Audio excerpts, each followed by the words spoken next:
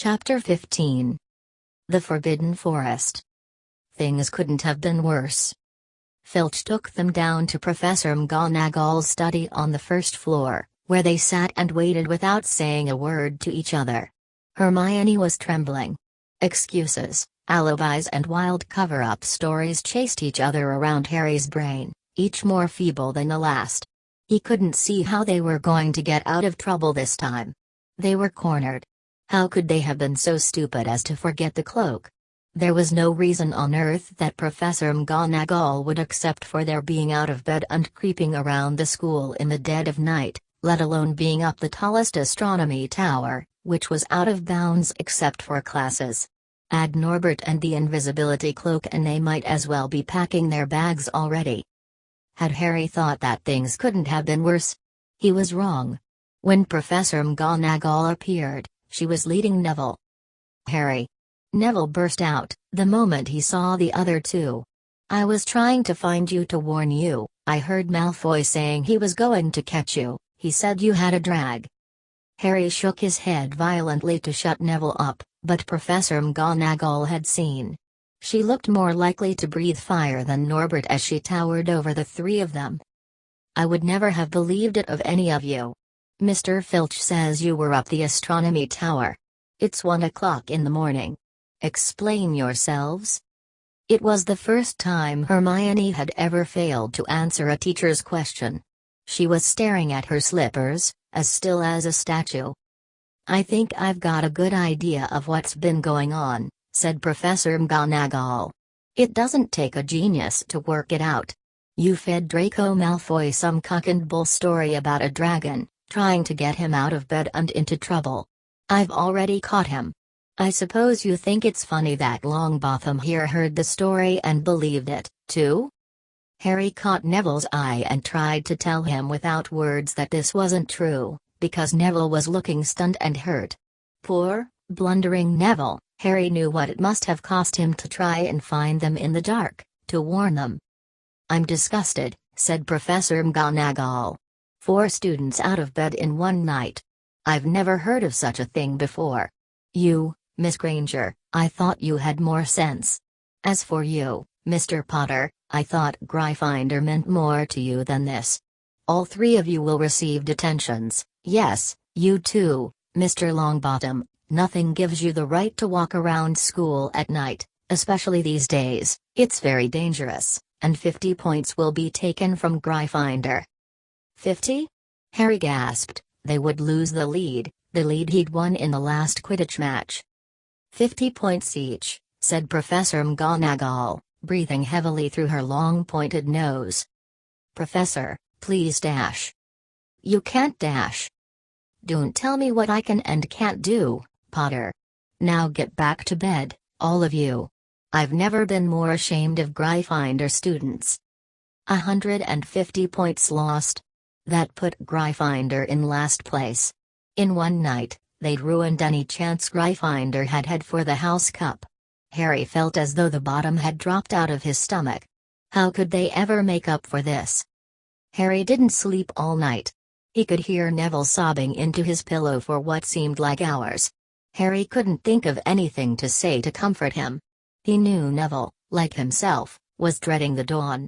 What would happen when the rest of Gryffindor found out what they'd done? At first, Gryffindors passing the giant hourglasses that recorded the house points next day thought there'd been a mistake. How could they suddenly have 150 points fewer than yesterday? And then the story started to spread. Harry Potter, the famous Harry Potter, their hero of 2 Quidditch matches, had lost them all those points, him and a couple of other stupid first years. From being one of the most popular and admired people at the school, Harry was suddenly the most hated. Even Ravenclaws and Hufflepuffs turned on him, because everyone had been longing to see Slytherin lose the House Cup. Everywhere Harry went, people pointed and didn't trouble to lower their voices as they insulted him. Slytherins, on the other hand, clapped as he walked past them, whistling and cheering, "Thanks Potter, we owe you one." Only Ron stood by him. "They'll all forget this in a few weeks. Fred and George have lost loads of points in all the time they've been here, and people still like them. They've never lost 150 points in one go, though, have they? Said Harry miserably. Well, no, Ron admitted. It was a bit late to repair the damage, but Harry swore to himself not to meddle in things that weren't his business from now on. He'd had it with sneaking around and spying. He felt so ashamed of himself that he went to Wood and offered to resign from the Quidditch team. Resign? Wood thundered. What good'll that do? How are we going to get any points back if we can't win at Quidditch? But even Quidditch had lost its fun. The rest of the team wouldn't speak to Harry during practice, and if they had to speak about him, they called him the Seeker. Hermione and Neville were suffering, too. They didn't have as bad a time as Harry, because they weren't as well known, but nobody would speak to them either. Hermione had stopped drawing attention to herself in class, keeping her head down and working in silence. Harry was almost glad that the exams weren't far away. All the revision he had to do kept his mind off his misery. He, Ron and Hermione kept to themselves, working late into the night, trying to remember the ingredients in complicated potions, learn charms and spells off by heart, memorize the dates of magical discoveries and goblin rebellions. Then, about a week before the exams were due to start, Harry's new resolution not to interfere in anything that didn't concern him was put to an unexpected test. Walking back from the library on his own one afternoon, he heard somebody whimpering from a classroom up ahead. As he drew closer, he heard Quirrell's voice. No, no, not again, please dash. It sounded as though someone was threatening him. Harry moved closer. All right, dash, he heard Quirrell sob. Next second, Quirrell came hurrying out of the classroom, straightening his turban. He was pale and looked as though he was about to cry. He strode out of sight. Harry didn't think Quirrell had even noticed him. He waited until Quirrell's footsteps had disappeared, then peered into the classroom. It was empty, but a door stood ajar at the other end. Harry was halfway towards it before he remembered what he'd promised himself about not meddling. All the same, he'd have gambled 12 Philosopher's Stones that Snape had just left the room, and from what Harry had just heard, Snape would be walking with a new spring in his step. Quirrell seemed to have given in at last. Harry went back to the library, where Hermione was testing Ron on astronomy. Harry told them what he'd heard. Snape's done it, then, said Ron. If Quirrell's told him how to break his anti-dark force spell dash. There's still Fluffy, though, said Hermione. Maybe Snape's found out how to get past him without asking Hagrid, said Ron, looking up at the thousands of books surrounding them. I bet there's a book somewhere in here, telling you how to get past a giant three-headed dog. So what do we do, Harry? The light of adventure was kindling again in Ron's eyes, but Hermione answered before Harry could. Go to Dumbledore. That's what we should have done ages ago. If we try anything ourselves we'll be thrown out for sure. But we've got no proof, said Harry. Quirrell's too scared to back us up. Snape's only got to say he doesn't know how the troll got in at Halloween and that he was nowhere near the third floor. Who do you think they'll believe, him or us?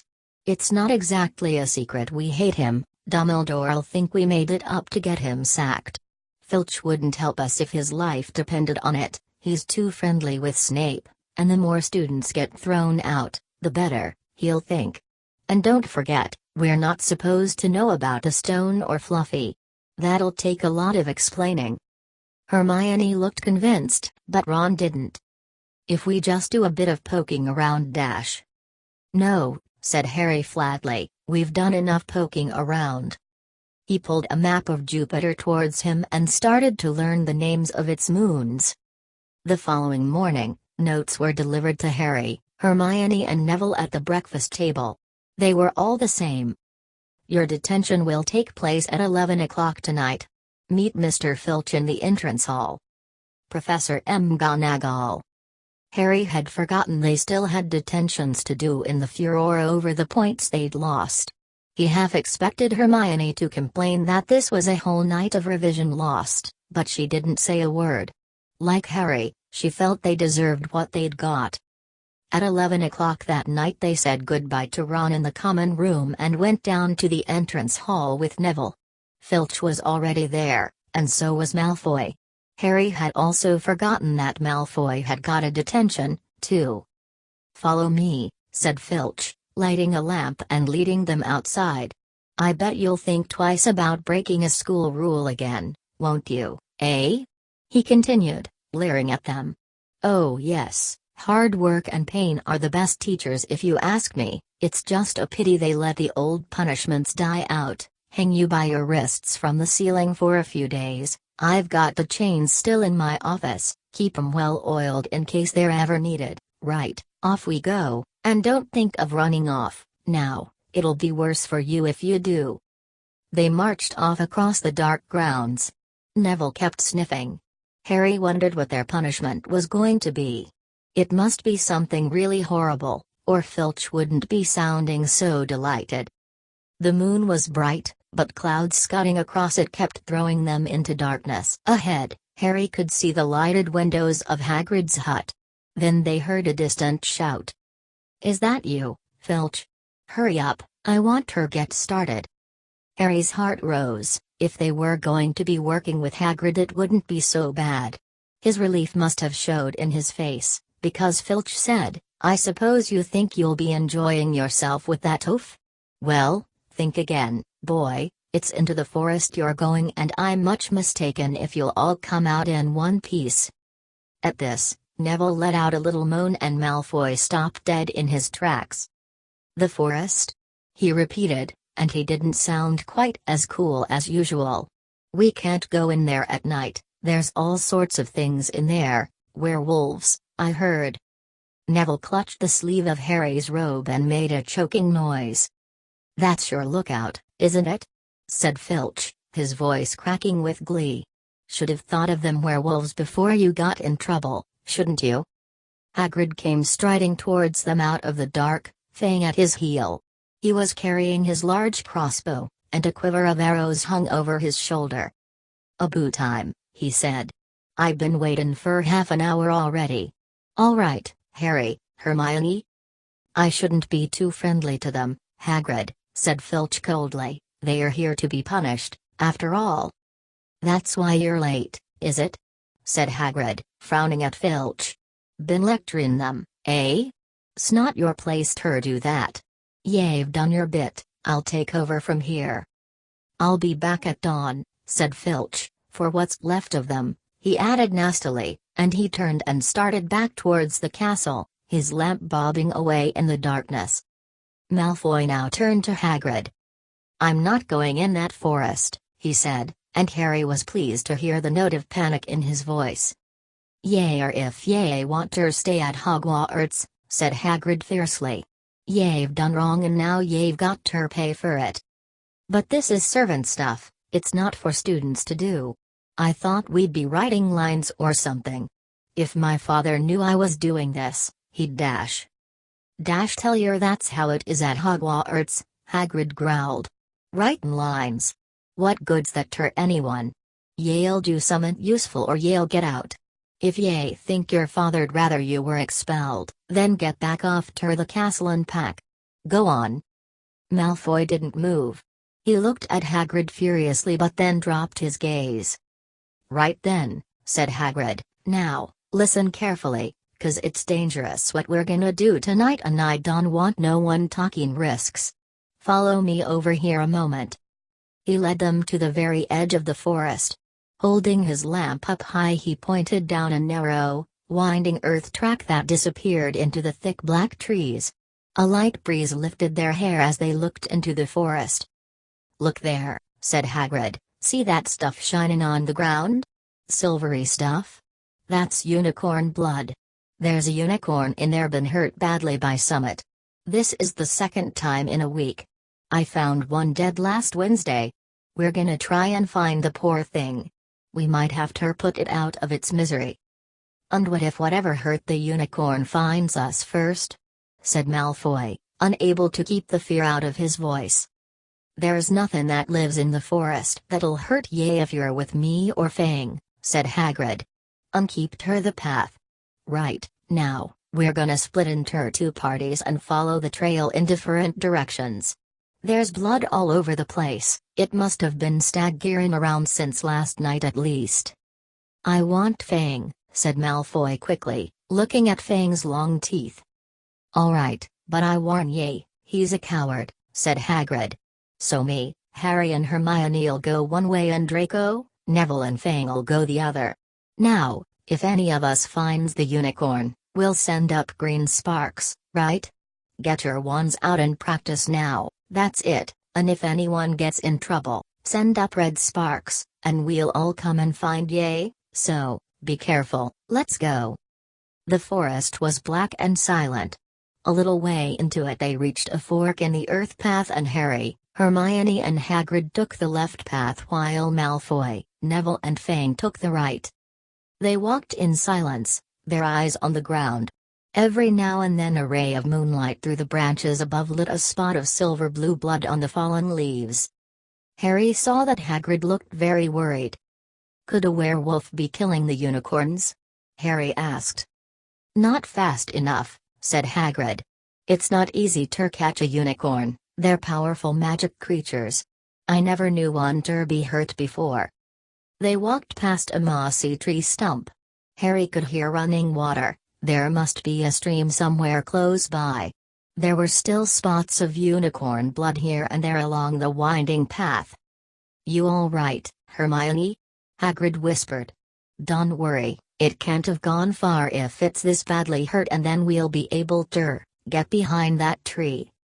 Hagrid seized Harry and Hermione and hoisted them off the path behind a towering oak.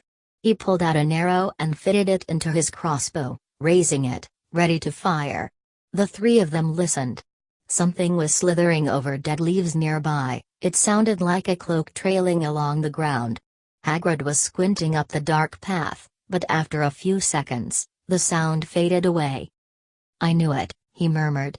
There's summit in here that shouldn't be. A werewolf? Harry suggested. That was no werewolf and it was no unicorn, neither, said Hagrid grimly. Right, follow me, but careful, now. They walked more slowly, ears straining for the faintest sound. Suddenly, in a clearing ahead, something definitely moved. Who's there? Hagrid called. Show yourself, I'm armed. And into the clearing came, was it a man, or a horse? To the waist, a man, with red hair and beard, but below that was a horse's gleaming chestnut body with a long, reddish tail. Harry and Hermione's jaws dropped. Oh, it's you, Ronan, said Hagrid in relief. How are ye? He walked forward and shook the centaur's hand. Good evening to you, Hagrid, said Ronan. He had a deep, sorrowful voice. Were you going to shoot me? Can't be too careful, Ronan, said Hagrid, patting his crossbow. There's somewhat bad loose in this forest. This is Harry Potter and Hermione Granger, by the way. Students up at the school. And this is Ronan, you too. He's a centaur. We'd noticed, said Hermione faintly. Good evening, said Ronan. Students, are you? And do you learn much, up at the school? Dash. A bit, said Hermione timidly. A bit. Well, that's something. Ronan sighed. He flung back his head and stared at the sky. Mars is bright tonight. Yeah, said Hagrid, glancing up too. Listen, I'm glad we've run into ye, Ronan, 'cause there's a unicorn been hurt. You seen anything? Ronan didn't answer immediately. He stared unblinkingly upwards, then sighed again. Always the innocent are the first victims, he said. So it has been for ages past, so it is now. Yeah, said Hagrid, but have ye seen anything, Ronan? Anything unusual? Mars is bright tonight, Ronan repeated while Hagrid watched him impatiently. Unusually bright. Yeah, but I was meaning anything unusual a bit nearer home, said Hagrid. So ye haven't noticed anything strange? Yet again, Ronan took a while to answer. At last, he said, the forest hides many secrets. A movement in the trees behind Ronan made Hagrid raise his bow again, but it was only a second centaur, black-haired and bodied and wilder looking than Ronan. "Hello, Bane," said Hagrid. "All right?" "Good evening, Hagrid, I hope you're well." "Well enough. Look, I've Jubina skin Ronan, you seen anything odd in here lately? Only there's a unicorn been injured, would ye know anything about it?" Bane walked over to stand next to Ronan. He looked skywards. "Mars is bright tonight," he said simply. "We've heard," said Hagrid grumpily. "Well, if either of you do see anything, let me know, won't ye? We'll be off, then." Harry and Hermione followed him out of the clearing, staring over their shoulders at Ronan and Bane until the trees blocked their view. "Never," said Hagrid irritably, "try and get a straight answer out of a centaur. Ruddy stargazers. Not interested in anything closer on the moon." "Are there many of them in here?" asked Hermione. "Oh, a fair few, keep themselves to themselves mostly, but they're good enough about turning up if ever I want a word. They're deep, mind, centaurs, they know things, Judon let on much." "Do you think that was a centaur we heard earlier?" said Harry. "Did that sound like hooves to you? Nah, if ye ask me, that was what's been killing the unicorns, never heard anything like it before." They walked on through the dense, dark trees. Harry kept looking nervously over his shoulder. He had the nasty feeling they were being watched. He was very glad they had Hagrid and his crossbow with them. They had just passed a bend in the path when Hermione grabbed Hagrid's arm. "Hagrid! Look! Red sparks, the others are in trouble." "You two wait here," Hagrid shouted. "Stay on the path, I'll come back for ye." They heard him crashing away through the undergrowth and stood looking at each other, very scared, until they couldn't hear anything but the rustling of leaves around them. "You don't think they've been hurt, do you?" whispered Hermione. "I don't care if Malfoy has, but if something's got Neville, it's our fault he's here in the first place." The minutes dragged by. Their ears seemed sharper than usual. Harry's seemed to be picking up every sigh of the wind, every cracking twig. What was going on? Where were the others? At last, a great crunching noise announced Hagrid's return. Malfoy, Neville and Fang were with him. Hagrid was fuming. Malfoy, it seemed, had sneaked up behind Neville and grabbed him for a joke. Neville had panicked and sent up the sparks. "We'll be lucky to catch anything now, with the racket you two were making." "Right, we're changing groups. Neville, you stay with me and Hermione. Harry, you go with Fang and this idiot." "I'm sorry," Hagrid added in a whisper to Harry, "but he'll have a harder time frightening you, and we've got to get this done."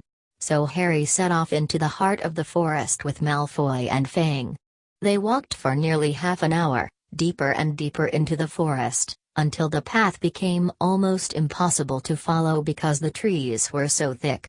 Harry thought the blood seemed to be getting thicker. There were splashes on the roots of a tree, as though the poor creature had been thrashing around in pain close by. Harry could see a clearing ahead, through the tangled branches of an ancient oak. "Look!" he murmured, holding out his arm to stop Malfoy. Something bright white was gleaming on the ground. They inched closer. It was the unicorn all right, and it was dead. Harry had never seen anything so beautiful and sad. Its long slender legs were stuck out at odd angles where it had fallen and its mane was spread pearly white on the dark leaves. Harry had taken one step towards it when a slithering sound made him freeze where he stood. A bush on the edge of the clearing quivered, then, out of the shadows, a hooded figure came crawling across the ground like some stalking beast. Harry, Malfoy and Fang stood transfixed. The cloaked figure reached the unicorn, it lowered its head over the wound in the animal's side, and began to drink its blood. Arg! Malfoy let out a terrible scream and bolted, so did Fang. The hooded figure raised its head and looked right at Harry. Unicorn blood was dribbling down its front. It got to its feet and came swiftly towards him. He couldn't move for fear. Then a pain pierced his head like he'd never felt before, It was as though his scar was on fire. Half blinded, he staggered backwards. He heard hooves behind him, galloping, and something jumped clean over him, charging at the figure. The pain in Harry's head was so bad he fell to his knees. It took a minute or two to pass. When he looked up, the figure had gone. A centaur was standing over him, not Ronan or Bane. This one looked younger. He had white blonde hair and a palomino body. "Are you all right?" said the centaur, pulling Harry to his feet. "Yes, thank you. What was that?" The centaur didn't answer. He had astonishingly blue eyes, like pale sapphires. He looked carefully at Harry, his eyes lingering on the scar which stood out, livid, on Harry's forehead. "You are the Potter boy," he said. "You had better get back to Hagrid. The forest is not safe at this time, especially for you. Can you ride? It will be quicker this way." "My name is Firenze," he added, as he lowered himself onto his front legs so that Harry could clamber onto his back. There was suddenly a sound of more galloping from the other side of the clearing. Ronan and Bane came bursting through the trees, their flanks heaving and sweaty. "Firenze!" Bane thundered. "What are you doing? You have a human on your back. Have you no shame? Are you a common mule?" "Do you realize who this is?" said Firenze. "This is the Potter boy. The quicker he leaves this forest, the better." "What have you been telling him?" growled Bane. "Remember, Firenze, we are sworn not to set ourselves against the heavens.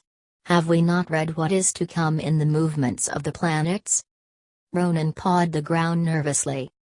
"I'm sure Firenze thought he was acting for the best," he said, in his gloomy voice. Bane kicked his back legs in anger. "For the best? What is that to do with us? Centaurs are concerned with what has been foretold. It is not our business to run around like donkeys after stray humans in our forest." Firenze suddenly reared onto his hind legs in anger, so that Harry had to grab his shoulders to stay on. "Do you not see that unicorn?" Firenze bellowed at Bane. "Do you not understand why it was killed? Or have the planets not let you in on that secret? I set myself against what is lurking in this forest, Bane, yes, with humans alongside me if I must." And Firenze whisked around, with Harry clutching on as best he could. They plunged off into the trees, leaving Ronan and Bane behind them. Harry didn't have a clue what was going on. "Why's Bane so angry?" he asked. "What was that thing you saved me from, anyway?" Firenze slowed to a walk, warned Harry to keep his head bowed in case of low-hanging branches but did not answer Harry's question.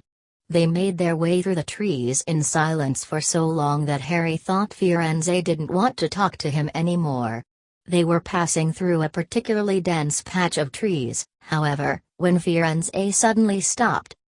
"Harry Potter, do you know what unicorn blood is used for?" "No," said Harry, startled by the odd question.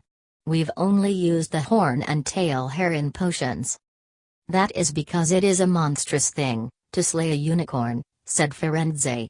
"Only one who has nothing to lose, and everything to gain, would commit such a crime. The blood of a unicorn will keep you alive, even if you are an inch from death, but at a terrible price. You have slain something pure and defenseless to save yourself, and you will have but a half-life, a cursed life, from the moment the blood touches your lips." Harry stared at the back of Firenze's head, which was dappled silver in the moonlight. But who'd be that desperate? He wondered aloud. "If you're going to be cursed forever, death's better, isn't it?" "It is," Firenze agreed, "unless all you need is to stay alive long enough to drink something else, something that will bring you back to full strength and power, something that will mean you can never die. Mr. Potter, do you know what is hidden in the school at this very moment?" "The Philosopher's Stone. Of course, the elixir of life. But I don't understand who dash. Can you think of nobody who has waited many years to return to power, who has clung to life, awaiting their chance?" It was as though an iron fist had clenched suddenly around Harry's heart. Over the rustling of the trees, he seemed to hear once more what Hagrid had told him on the night they had met. Some say he died. Codswallop, in my opinion. Dunno if he had enough human left in him to die. Do you mean, Harry croaked, that was volume. Harry, are you all right? Hermione was running towards them down the path, Hagrid puffing along behind her. I'm fine, said Harry, hardly knowing what he was saying. The unicorn's dead, Hagrid, it's in that clearing back there. This is where I leave you, Firenze murmured as Hagrid hurried off to examine the unicorn. You are safe now. Harry slid off his back. Good luck, Harry Potter, said Firenze. The planets have been read wrongly before now, even by centaurs. I hope this is one of those times. He turned and cantered back into the depths of the forest, leaving Harry shivering behind him. Ron had fallen asleep in the dark common room, waiting for them to return. He shouted something about Quidditch fouls when Harry roughly shook him awake. In a matter of seconds, though, he was wide-eyed as Harry began to tell him and Hermione what had happened in the forest. Harry couldn't sit down. He paced up and down in front of the fire. He was still shaking. Snape wants the stone for Voldemort, and Voldemort's waiting in the forest, and all this time we thought Snape just wanted to get rich. Stop saying the name, said Ron in a terrified whisper, as if he thought Voldemort could hear them. Harry wasn't listening. Firenze saved me, but he shouldn't have done. Bane was furious. He was talking about interfering with what the planets say is going to happen. They must show that Voldemort's coming back. Bane thinks Firenze should have let Voldemort kill me. I suppose that's written in the stars as well. Will you stop saying the name? Ron hissed. So all I've got to wait for now is Snape to steal the stone, Harry went on feverishly. Then Voldemort will be able to come and finish me off. Well, I suppose Bane'll be happy. Hermione looked very frightened, but she had a word of comfort. Harry, everyone says Dumbledore's the only one you know who is ever afraid of. With Dumbledore around, you know who won't touch you. Anyway, who says the centaurs are right? It sounds like fortune-telling to me, and Professor McGonagall says that's a very imprecise branch of magic. The sky had turned light before they stopped talking. They went to bed exhausted, their throats sore. But the night's surprises weren't over.